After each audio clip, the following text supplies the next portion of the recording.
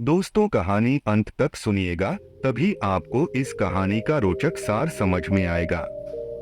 बीजपुर नामक गांव में एक किसान रहता था। उसके परिवार में उसकी पत्नी और एक लड़का था। कुछ सालों के बाद किसान के पत्नी की मृत्यु हो गई। उस समय लड़के की उम्र केवल 4 साल था। किसान आगे के जीवन और बच्चे के भविष्य के लिए दूसरी शादी कर लिया। दूसरी पत्नी से भी किसान को एक पुत्र प्राप्त हुआ। संयोगवश किसान की दूसरी पत्नी की भी मृत्यु हो गई। किसान का बड़ा बेटा जो पहली पत्नी से प्राप्त हुआ था, वह शादी करने योग्य हुआ तो किसान ने उस लड़के की शादी कर दी। शादी करने के 6 महीने बाद किसान की भी मृत्यु हो गई। अब सारी जिम्मेदारी किसान के बड़े बेटे पर आ गई।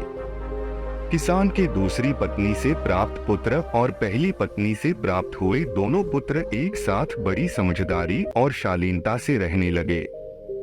कुछ समय के बाद किसान के छोटे लड़के की तबीयत खराब हो गई। बड़ा लड़का और उसकी पत्नी ने मिलकर उसका खूब इलाज कराया।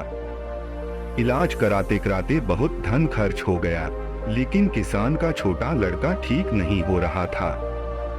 एक दिन किसान का बड़ा लड़का और उसकी पत्नी ने यह सोचा कि अगर हम लोग इसे मरवा दे तो हमारा पैसा भी बच जाएगा और इसके हिस्से की संपत्ति भी हमको मिल जाएगा।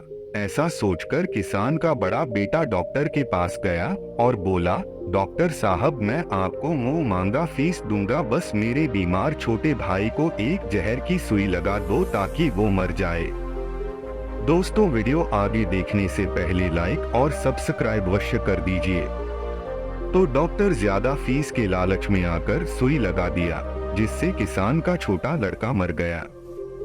कुछ समय पश्चात हार्ट अटैक से डॉक्टर भी मर गया। अब किसान का बड़ा लड़का और उसकी पत्नी पूरा हिस्सा लेकर मौज से रहने लगे। कुछ दिन बाद किसान के बेटे को एक पुत्र प्राप्त हुआ। अब तो घर में और भी ज्यादा खुशी छा गई। किसान के बड़े लड़के का जीवन आनंद में गुजरने लगा। उसका बेटा भी अब बड़ा हो गया था। उसकी भी शादी हो गई और पत्नी आ गई।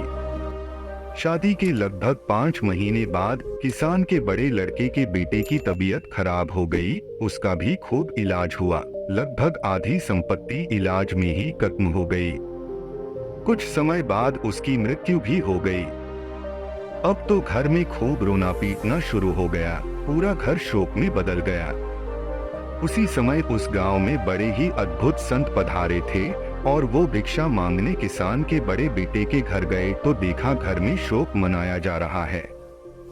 उन संत ने किसान के बड़े बेटे को बुलाया और कहा, बेटे, तुमने अपने छोटे भाई के साथ अपराध किया था, उसी की सजा तुम्हें मिला है, जिससे तुम्हारा बेटा कच्चे उम्र में मर गया।